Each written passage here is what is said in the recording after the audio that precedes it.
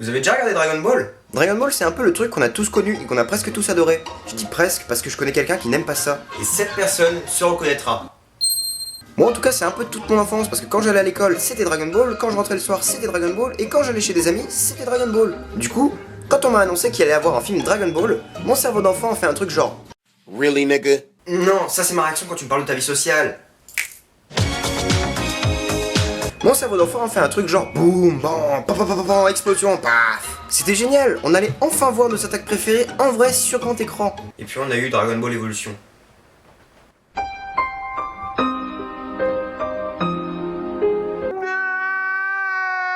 Bon, je pense que vous l'avez remarqué, je déteste ce film comme jamais je n'ai détesté un film, parce que déjà, c'est un mauvais film, mais en plus, il s'est amusé à violer littéralement toute mon enfance, puisque comme je l'ai dit plus tôt, Dragon Ball, c'est toute mon enfance. Et on va parler de ce film. Bonjour, bonsoir, bon après-midi à tous, bienvenue dans Bad Movie.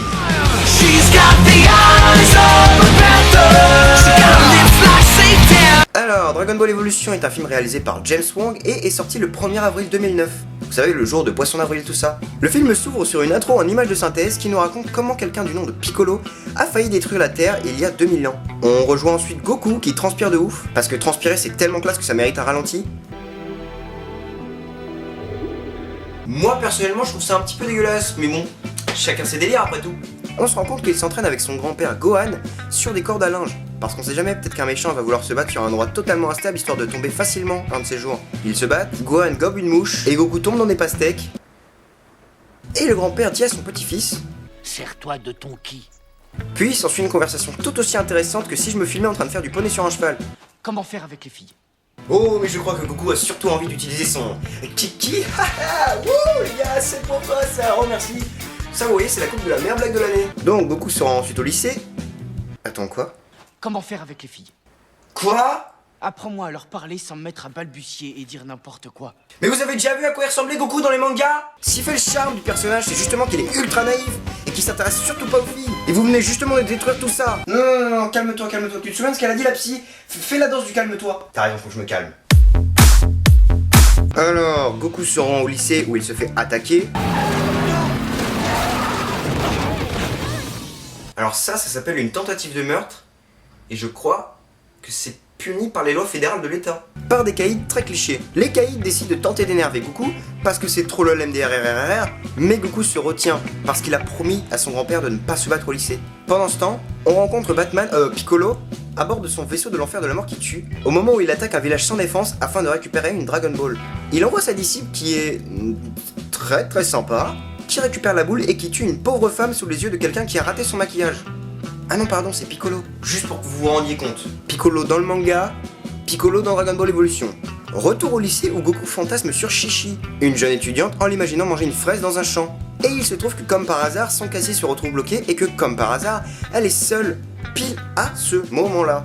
Il utilise son ki, fait de la merde, essaye de s'enfuir, mais se fait rattraper par Chichi qui lui pose une question vachement intelligente. C'est toi qui as fait ça? Non, c'est le vent. Et il se trouve que Chichi connaît l'existence du ki, et elle décide d'inviter Goku à la fête qu'elle fait ce soir chez elle. Goku accepte évidemment, mais là-bas, les caïds s'en prennent à nouveau à lui. Ils décident cette fois-ci d'esquiver tous leurs coups afin qu'ils se tapent entre eux. Et je dois admettre que le combat est plutôt classe et plutôt bien chorégraphié. C'est même un bon combat je trouve. Incroyable non? Au même moment, Gohan se fait attaquer par Piccolo qui était ici pour récupérer une Dragon Ball. S'il arrive à en récupérer 7, ça lui permettra de se faire exaucer n'importe lequel de ses vœux. Mais c'est Goku qui l'a. Il l'avait emmené avec lui à la fête. Pourquoi me demandez-vous? Piccolo est vénère, il détruit la maison avec le grand-père dedans. Goku rentre alors en courant chez lui parce que la lune lui a dit et trouve son grand-père mourant qui lui explique qu'il doit récupérer les 7 Dragon Ball avant une éclipse qui arrivera dans 7 jours. Mais pourquoi avant l'éclipse? D'ailleurs j'en profite pour souligner la merveilleuse performance de l'acteur du grand-père et je pense même qu'il mérite un Oscar. Dis-lui bien que Piccolo est revenu. Donc, Goku veut partir à l'aventure et rencontre Bulma qui... Oh le gars! Bulma elle a les cheveux bleus et ça a jamais été une femme ultra badass comme ça. Mais bon, je vous pardonne. Vous avez mis une petite mèche bleue, ça passe. Puis c'est surtout parce qu'il y a pire après. Et il se trouve qu'elle possède un dragon radar qui permet de savoir où se trouvent les Dragon Ball. Comme par hasard. Ils se rendent alors dans une maison où Bulma a détecté une Dragon Ball et il se trouve que c'est la maison de la personne qui a entraîné Gohan. Vous connaissez mon grand-père? Si je le connais, je l'ai formé. Vous êtes maître... John C. Stop! J'ai comme une impression de déjà vu. La personne en question est Tortue Géniale. Tortue Géniale! C'est à ça qui ressemble votre Tortue Géniale! Mais vous avez aucun respect pour le manga! Tortue Géniale à la base c'est un vieillard pervers et c'est ça qui est génial chez lui. C'est un personnage parfait et drôle. C'était un de mes personnages préférés, putain!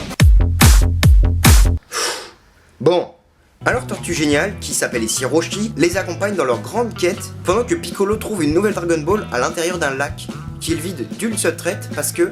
C'est bien plus facile à trouver quand on retire l'eau. Pendant leur aventure, ils re-rencontrent Chi-Chi, qui s'entraîne dans un grand tournoi qui arrivera dans pas longtemps. Mais ils ne s'arrêtent pas longtemps non plus. Bulma a repéré une Dragon Ball à quelques kilomètres. Malheureusement, ils se font piéger par un piège de Bip-Bip et le coyote. Oui, un trou caché dans le sol. Et il se trouve que c'est un piège de Yamcha qui... Quoi? Oh non. C'est ça votre Yamcha! Mais vous êtes vraiment qu'une bande de... On reprend. Yamcha refuse de les aider, à moins qu'ils ne le paient, mais aucun d'entre eux n'a d'argent. Ils sont donc contraints de rester bloqués à l'intérieur du trou. La nuit tombe, Roshi raconte une histoire, Alors c'est un mec qui rentre toujours bourré. et Goku essaie d'escalader sans succès. Sauf qu'à un moment, ça fait Shiroshi qui décide de s'envoler pour sortir du trou. Oh. Et pourquoi t'as pas fait ça avant? Je vous rappelle qu'il vous reste plus que 2 jours. Nous n'avons pas de temps à perdre. Bah oui, c'est ce que je viens de dire. Mais comme par hasard, la Dragon Ball se trouve pile à l'endroit où le trou a été creusé, dans un lac de magma. Quand tout à coup... Ah non d'un petit pois. Ah, je me suis grillé les marrons. Il récupère la boule et Roshi décide de se rendre dans un temple afin d'entraîner Goku et de récupérer un objet qui permettrait d'enfermer Piccolo. Chi-Chi et Goku se rapprochent, mais le soir, Bulma se rend compte que Chi-Chi agit bizarrement. En fait, la disciple de Piccolo s'est déguisée en Chi-Chi afin de récupérer les boules, mais la vraie Chi-Chi s'en rend compte et les deux commencent à se battre. Goku arrive alors et doit trouver qui est la vraie Chi-Chi. Mais il échoue et se fait pulvériser par un pistolet qui ne tue personne. Il se retrouve alors dans Twilight mais se fait réveiller par un Kamehameha. Roshi récupère l'objet qui permettrait d'enfermer Piccolo et ils partent pour le temple du dragon afin d'affronter Piccolo dans un combat final. Ils arrivent en voiture volante mais s'écrasent à l'intérieur d'un petit gouffre. Goku en profite pour...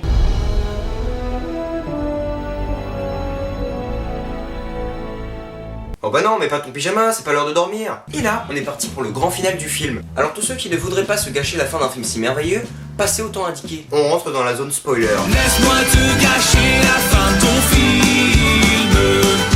Laisse-moi te dire qui est le méchant.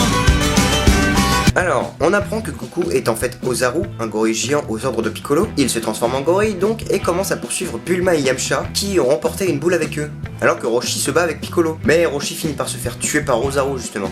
Avant de mourir, il convainc Goku de se battre face à son mal intérieur. Goku essaye de combattre Ozaru et réussit à revenir à sa forme normale, ce qui lui permet de se battre contre Piccolo dans un combat plutôt bien fait encore une fois, même s'il est extrêmement court. Il finit par le battre, l'éclipse se termine, ils invoquent le dragon afin de faire revenir Roshi, ça marche, Chi-Chi et Goku sont ensemble, tout est bien qui finit bien dans le meilleur des mondes et c'est la fin.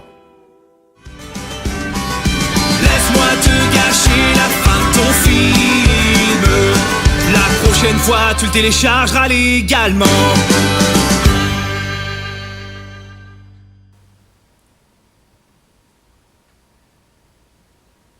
Mais vous avez aucun respect pour le manga! Vous avez déjà lu le manga ou regardé l'animé? Non? Bah ça se voit! Là ce que vous faites ça s'appelle pisser sur l'œuvre originale. Y a rien qui se rapproche de Dragon Ball. Non, calme-toi, fais la danse de calme-toi, tu vas voir ça va te... Antoine ferme ta gueule hein! T'as été adopté! Quoi? Vous m'avez menti? Franchement, la seule chose que je pensais en regardant le film, c'était comment on pouvait autant se foutre le doigt dans l'œil jusqu'au cul. J'adore Dragon Ball et vous l'avez détruit. Complètement. Mais bon, le but de l'émission, c'est de défendre ces films. Alors voilà ce que je pense. Et si le film n'était pas un film Dragon Ball? Je pense que c'est pour ça que je hais autant le film. Franchement, peut-être que je l'aurais même apprécié sinon. Bon, c'est clairement pas un bon film. C'est même un mauvais film. Mais franchement, je pense pas que j'aurais passé un si mauvais moment que ça. Le film est rempli de défauts, mais honnêtement, bah je m'attendais à pire. Je m'attendais à ce que les combats soient vraiment dégueulasses et les effets spéciaux aussi. Mais c'est pas le cas. Certains combats sont plutôt classe. Si le film n'avait pas voulu être si grand, il aurait sûrement été mieux apprécié par le public, je pense. Donc écoutez, voyez ce film en pensant ça comme ça, et peut-être que vous apprécierez. Au pire, si vous apprécierez pas, tous les films que vous verrez après vous paraîtront bien meilleurs. Merci à tous de m'avoir écouté, ne croyez jamais aux critiques et ayez toujours votre propre avis. C'était l'Observasco pour Bad Movies.